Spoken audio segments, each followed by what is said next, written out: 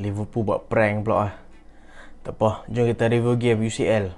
Assalamualaikum dan selamat datang ke Pala Bola Studio. So hari ni kita nak review dua game UCL yang telah berjalan, iaitu Villarreal lawan Liverpool dan juga Real Madrid lawan Manchester City di leg kedua UCL. Kita tengok game Liverpool lawan Villarreal dulu. Dalam game ni, sebelum masuk dalam game ni, Unai Emery telah memberi amaran dekat Liverpool. Hang tengok betapa beraninya Unai Emery ni bagi amaran dekat Liverpool. Dia kata dia akan bagi pengalaman neraka dekat Liverpool dalam game tu. So memang kita tengok memang confident gila Unai Emery ni.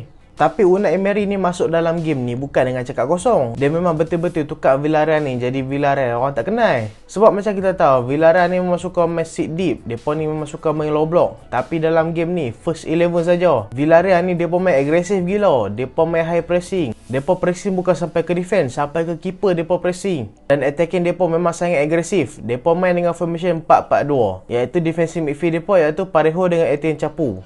Tapi tu atas retah. Tapi kalau hang tengok betul-betul game, yang main midfield tengah seorang je sebenarnya, iaitu Parejo. Dan Etienne Capu ni berfungsi untuk naik ke atas dan serang bersama-sama serangan Villarreal. Dan kita dapat tengok dalam game ni, aku sendiri pun rasa Unai Emery ni sedap diri. Yang Villarreal ni walaupun mereka attack terang mana pun, tapi mereka ni tetap susah nak tembus Liverpool daripada tengah. Sebab iyalah, Liverpool ada Fabinho dekat tengah, Naby Keita dekat tengah. Bila lepas kat tengah tu ada Van Dijk dengan Konate pula. So memang susah sangat Villarreal nak lepas kalau masuk daripada tengah. So apa mereka buat? Mereka masuk daripada kiri dan kanan. Bila mereka masuk dekat kiri dan kanan, mereka ni hanya kena fight dengan Robertson dan juga Arnold. Bukan nak kata Robertson dan juga Arnold ni tak padu, tapi boleh dikatakan mereka ni adalah opponent yang paling mudah lah untuk dihadapi dalam game ni.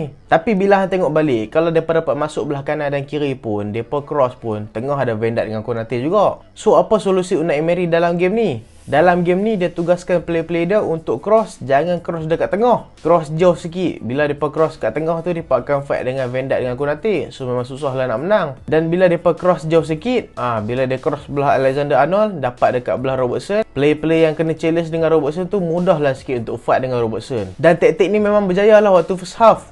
Sebab dua-dua gol tu tercipta daripada perlawanan udara bersama Trent Alexander-Arnold dengan Andy Robertson. Gol pertama Arnold terlepas bola, Boulaye dia skor gol.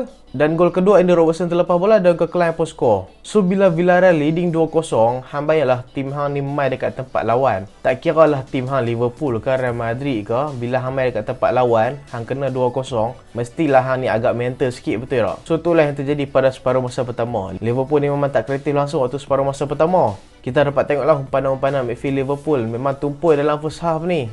Kita tengok Thiago yang selalu kreatif di atas padang dalam game ni tumpul. Naby Keita dan juga Fabinho pun tak boleh buat macam-macam dekat dalam game ni. Dekat atas tu hang jangan duk kata lah salah Mane dengan Jota. Boleh kata dia pun nak tunggu bola sajalah. Sebab waktu first half Liverpool hanya berjaya buat 2 shot. Tu pun tak on target, 2 shot off target. So memang susah lah Liverpool nak menang waktu first half ni.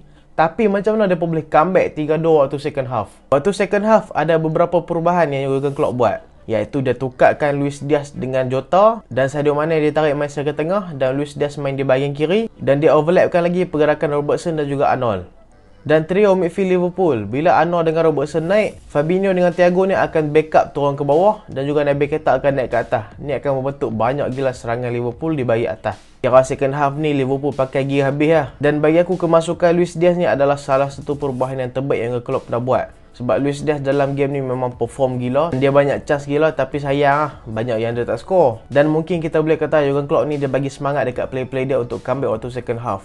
Sebab iyalah, tak kira lah tim hang kuat tahu mana pun, bila hang kena 2-0, hang susah sangat nak comeback. Sebab kadang-kadang bola ni bukan disebabkan permainan. Sebab kadang-kadang bola ni bukan disebabkan teknikal, tapi disebabkan mentaliti yang tak kuat. Tapi second half kita dapat nampak pembuktian Liverpool. Mereka ni menunjukkan mereka ni tim dengan mentaliti yang sangat kuat. So mereka dapat comeback daripada 2-0 kepada 3-2. Aku pun kena prank lah dalam game ni. Ingatlah Liverpool nak kalah kan.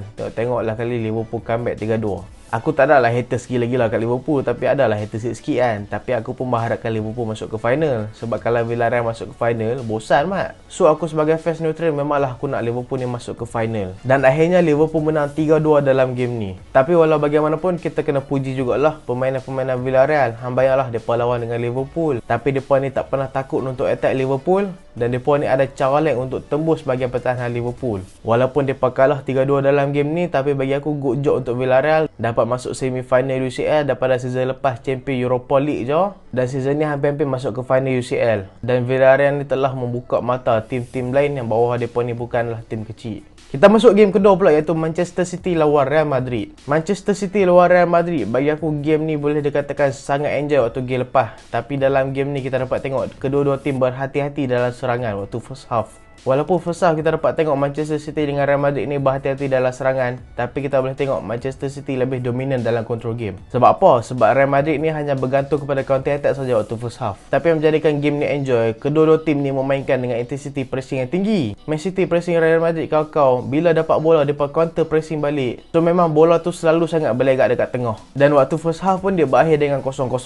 Walaupun aku rasa waktu first half ni kalau Manchester City dapat gol, memanglah akan menaikkan performa mereka dan menaikkan peluang mereka untuk masuk ke final. Kita masuk ke second half pula. Second half 5 minit pertama, Manchester City masih lagi control game. Real Madrid pun tak dapat nak buat apa-apa waktu awal-awal game ni. Tapi masuk minit ke 50, aku tak tahulah macam mana tiba-tiba Real Madrid ni berubah menjadi satu tim yang kuat. Depa ni tiba-tiba pressing kau-kau dekat Manchester City dan attacking depa memang cukup baik. Sampai player-player Manchester City pun tiba-tiba kaku dalam game tu. Han dapat tengok muka Pep Guardiola bila tengok player-player Real Madrid tiba-tiba berubah menjadi attacking macam tu.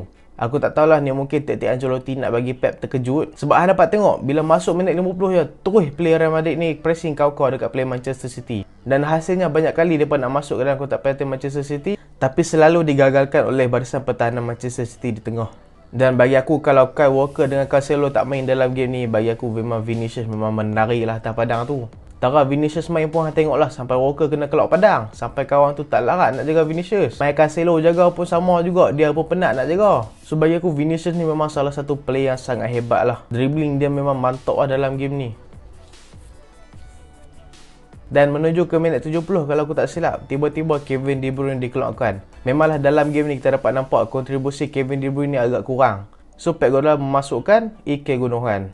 Dia masukkan Ilkay Gundogan dan juga Zinchenko gantikan Walker. Bila masukkan dua player ni, nampaklah sikit progressing play Manchester City tu lagi agresif. Dan akhirnya baru jadi pemasuk berapa saat, Manchester City telah berjaya mendapatkan gol pertama melalui Riyad Mahrez. Bagi aku gol tu cukup baik lah. Dan bila tengok gol tu, memang aku rasa dah, memang aku kata final team EPL main ni, Liverpool lawan MC, confident lah. Tapi aku kata jangan confident lagi. Real Madrid ni macam kita tak kenal. Mereka dah buat dekat dua tim sebelum ni dah, iaitu PSG dengan Chelsea. Di mana tengoklah PSG leading mereka sampai 2-0, tapi lelah kali kena juga. Chelsea pun sama, comeback dekat Real Madrid dekat Santiago Bernabeu, lelah kali kena comeback balik. So aku merasakan Manchester City ni akan kena juga, tapi mereka ni memang kena berhati-hati. So memang dah menuju ke hujung permainan, macam kita dah nampak dah Real Madrid tak ada nak comeback ni. Lepas tu tiba-tiba dengan tak semena-mena Rodrigo score. Bila hang lawan dengan tim yang macam Real Madrid, yang macam Liverpool, attack mereka memang kau-kau. Bila mereka dapat satu gol tu memang bermakna untuk mereka. Tapi yang lagi bermakna adalah mentality mereka dah naik. Bila mentality dah naik, hang tengok mereka memang pressing kau-kau, mereka attack all out. Dan seminit lepas tu mereka dapat lagi gol daripada Rodrigo. Bagi aku dalam game ni memanglah play Manchester City mereka ni memang dah target nak perhabis waktu minit ke 90 dah. Tapi buat macam mana, Real Madrid ni memang king comeback lah. 3 tim dah, maksudnya termasuk Manchester City ni daripada buat. Tapi tak apalah, Tara tu seri lagi. Lepas tu masuklah ke extra time. Baru je main beberapa minit, tiba-tiba Real Madrid dapat penalti. Dan aku dapat tengok waktu extra time tu Manchester City memang dah mental dah. Mereka tak boleh main dah. Dan itulah peluang yang Real Madrid gunakan untuk skor. Dan akhirnya mereka dapat penalti pula. Lagi senang, mereka skor penalti, mereka menang. Tapi aku jujur aku nakkan Manchester City masuk final. Sebab apa? Sebab final nanti bukan main kat Santiago Bernabeu. Real Madrid ni mereka baru dekat Santiago Bernabeu je. Dan kalau Liverpool menang UCL ni, bagi aku ni adalah jalan mudah lah untuk mereka masuk ke final. Tengoklah lawan-lawan mereka untuk menuju ke final. Final pula lawan dengan Real Madrid. Bagi aku Real Madrid bukanlah tim yang tak kuat. Tapi bagi aku mereka ni bukanlah tim yang solid. Tim yang solid maksud aku mereka ni tak bergantung dekat mana-mana player untuk skor gol untuk menang.